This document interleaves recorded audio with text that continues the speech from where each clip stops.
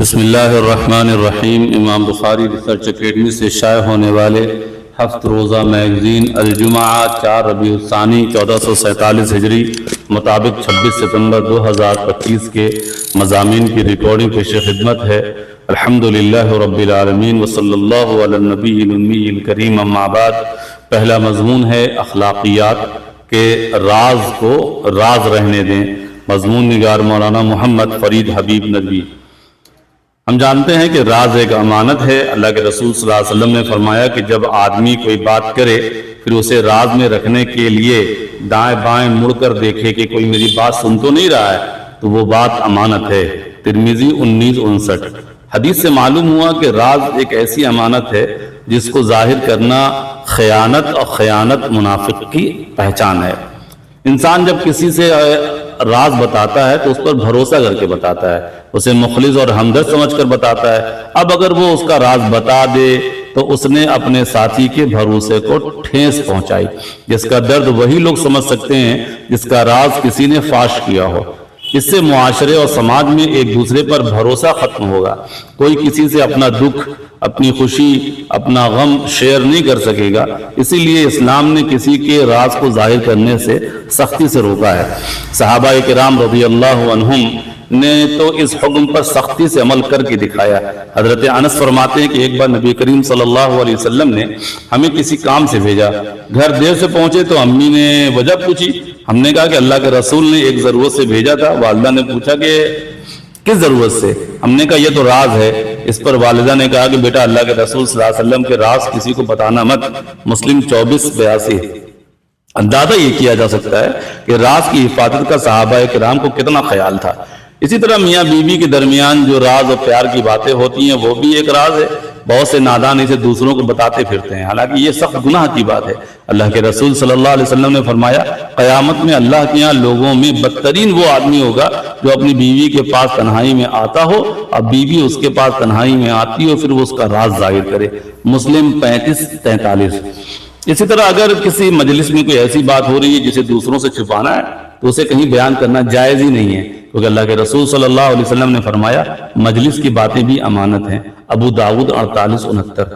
اسی طرح اگر کوئی شخص آپ سے اپنے کسی معاملے میں مشورہ لے رہا ہے، اب وہ نہیں چاہتا ہے کہ دوسروں تک یہ بات جائے، تو وہ امانت ہے، اسے دوسروں کو نہیں بتانا ہے۔ اللہ کے رسول صلی اللہ علیہ وسلم نے فرمایا جس سے مشورہ لیا جائے اسے امانت دار ہونا چاہیے۔ الادب المفرد 256۔ یعنی چونکہ ایک شخص اس پر بھروسہ کر کے ہی اس سے مشورہ لے رہا ہے، اس لیے پوری خیر خواہی کے ساتھ اس سے مشورہ دینا چاہیے اور دوسروں کو اس معاملے کی خبر نہیں دینی چاہیے۔ جس طرح کسی کے راز کو ظاہر کرنا جائز نہیں ہے، اسی طرح اپنے راز کی حفاظت بھی کرنی چاہیے۔ اس لیے کہ اگر وہ کوئی اچھی چیز ہے تو لوگ حسد و جلن کی سازش کرنے لگتے ہیں۔ اللہ کے پیارے رسول صلی اللہ علیہ وسلم نے اس سلسلے میں نصیحت کرتے ہوئے فرمایا، اگر تم اپنی ضرورتوں کو اچھے طریقوں سے پورا کرنا چاہتے ہو تو چھپا کر رکھو، کیونکہ جس کے پاس نعمت ہوتی ہے لوگ اسے حسد کرنے لگتے ہیں۔ السلسلۃ الصحیحہ 1456۔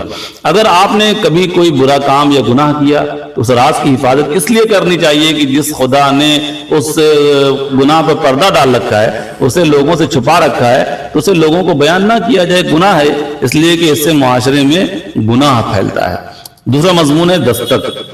اگر آپ کی وجہ سے کسی کو رزق ملتا ہے تو مضمون نگار ابو طلحہ بنارسی۔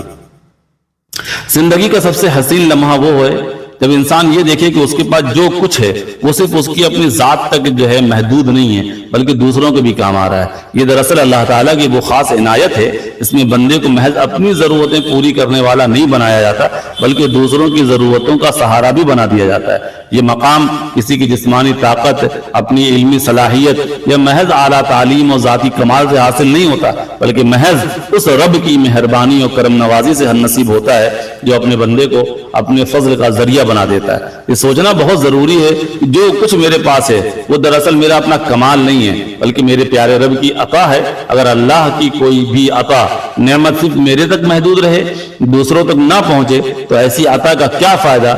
گویا اس عطا کا حق ہی ادا نہیں ہوا۔ لیکن جب اللہ تعالیٰ کسی کو ایسا ظرف دیتا ہے کہ وہ اپنے رزق میں سے دوسروں کو حصہ دے، اس کی ذات دوسروں کی ضروریات پوری کرنے کا ذریعہ بنے، تو اس بات کی علامت ہے کہ اس کا رزق پاک ہے، اس پر رب کی خاص نظر ہے۔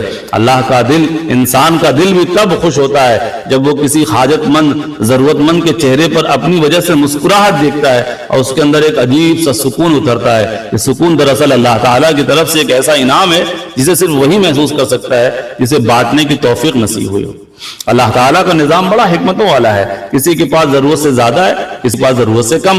اس کی وجہ یہی ہے کہ باہمی تعاون کا دروازہ کھلا رہے، انسانیت کی خوبصورتی باقی رہے، اور اگر سب کو برابر دے دیا جاتا تو شاید کسی کو دوسرے کی ضرورت محسوس نہ ہوتی۔ اس لیے کسی کے ہاتھ میں دینے کی طاقت ہے اور کسی کے دل میں لینے کی ضرورت۔ یہ تقسیم اس بات کی گواہی ہے کہ کائنات کا نظام چلانے والا ایک رب، ایک اللہ ہے، وہی ہر ایک کو اس کے نصیب کے مطابق دیتا ہے۔ یہ بھی یاد رکھنا چاہیے کہ دینے والا حقیقت میں خود کچھ نہیں دیتا، بلکہ وہ صرف اللہ کی دی ہوئی امانت کو آگے پہنچاتا ہے۔ اس امانت کے آگے پہنچانے پر وہ رب نہ صرف خوش ہوتا ہے بلکہ اس بندے کے رزق میں مزید برکت بھی ڈالتا ہے۔ قرآن میں بھی وعدہ ہے کہ جو کچھ تم خرچ کرو گے اس کا بہتر بدلہ اللہ تعالیٰ دے گا۔ اس لیے جب کبھی ہمیں یہ موقع ملے کہ ہماری ذات دوسروں کے لیے سہولت کا ذریعہ بنے، فائدے کا ذریعہ بنے، تو ہمیں سمجھ لینا چاہیے کہ یہ ہم پر رب کا بڑا احسان ہے۔ ہمیں اس نعمت کی قدر کرنا چاہیے اور اللہ سے دعا کرنی چاہیے کہ اللہ تعالیٰ ہمیں دوسروں کا سہارا وسیلہ بنائے رکھے اور ہمارے رزق کو حلال، پاک اور بابرکت بنائے۔ تیسرا مضمون ہے اصلاحیات، کہ ہم اپنے غصے پر قابو کیسے پائیں۔ مضمون نگار مولانا محمد خالد ضیاء صدیقی ندوی۔ خوشی اور غم کی طرح غصہ بھی ایک فطری جذبہ ہے، نیچرل چیز ہے جو ہر انسان کو لاحق ہوتا ہے، لیکن اصل کمال یہ ہے کہ آدمی اپنے غصے کو قابو میں رکھے۔ اگر غصہ قابو سے باہر ہو جائے تو یہ نہ صرف انسان کی شخصیت کو مجروح کرتا ہے بلکہ اس کے اخلاق، اس کے اعمال، اس کے تعلقات کو بھی برباد کر دیتا ہے۔ تاریخ میں بڑی جنگوں اور جھگڑوں کی بنیاد اکثر بے قابو غصہ ہی رہا ہے۔ اسی لیے اسلام نے غصے کو بجھانے اور قابو میں رکھنے کی بہت تاکید کی ہے۔ قرآن کریم میں ایک جگہ غصہ پی جانے اور لوگوں کو معاف کر دینے کو نیکی اور احسان تک قرار دیا گیا ہے۔ اللہ تعالیٰ نے آل عمران آیت نمبر 134 میں فرمایا کہ متقی وہ لوگ ہیں جو غصے کو پی جاتے ہیں، لوگوں کو معاف کر دیتے ہیں اور اللہ احسان کرنے والوں کو پسند کرتا ہے۔ نبی کریم صلی اللہ علیہ وسلم نے بھی غصے پر قابو پانے کی تعلیمات بار بار ارشاد فرمائی۔ آپ صلی اللہ علیہ وسلم نے ایک موقع پر فرمایا، طاقتور وہ نہیں جو دوسروں کو کشتی میں پچھاڑ دے، بلکہ اصل طاقتور وہ ہے جو غصے کے وقت اپنے نفس پر قابو رکھے۔ بخاری 61:14۔ غصے پر قابو پانے والے شخص کی زندگی سکون اور خوشیوں سے بھر جاتی ہے۔ وہ نہ صرف دوسروں کے دل میں عزت پاتا ہے بلکہ اپنے رب کی رحمت اور محبت کا بھی مستحق ہوتا ہے۔ اس کے الٹ جو شخص اپنے غصے پر قابو نہیں رکھ پاتا وہ اپنے دوستوں، رشتہ داروں اور خاندان کے افراد کو بھی اپنے سے دور کر لیتا ہے۔ لہذا ایک مہذب اور کامیاب انسان کے لیے ضروری ہے وہ برداشت، صبر، درگزر کو اپنی زندگی کا حصہ بنائے۔ یہی اچھے اخلاق کی علامت اور کامیاب زندگی کا راز ہے۔ اب غصے پر قابو پانے کے نبوی طریقے کیا ہیں؟ جیسے خاموشی اختیار کرنا۔ غصے میں سب سے زیادہ نقصان انسان کی زبان سے ہوتا ہے۔ اللہ کے رسول صلی اللہ علیہ وسلم نے فرمایا جب تم میں سے کسی کو غصہ آئے تو اسے چاہیے کہ خاموش رہے۔ ابو داؤد 47:82۔ اسی طرح غصہ آگ کی مانند ہے اور آگ کو پانی ہی بجھاتا ہے۔ نبی کریم صلی اللہ علیہ وسلم نے فرمایا غصہ شیطان سے ہے، شیطان آگ سے پیدا ہوا ہے، آگ کو پانی ہی بجھاتا ہے، اس لیے جب کسی کو غصہ آئے تو وہ وضو کر لے۔ ابو داؤد 47:84۔ اسی طرح غصہ ٹھنڈا کرنے کا ایک طریقہ یہ بھی ہے کہ انسان اپنی حالت بدل دے۔ نبی کریم صلی اللہ علیہ وسلم نے فرمایا جب تم میں سے کسی کو غصہ آئے اور وہ کھڑا ہو تو بیٹھ جائے، اگر غصہ ختم ہو جائے تو بہتر ہے ورنہ لیٹ جائے۔ ابو داؤد 47:82۔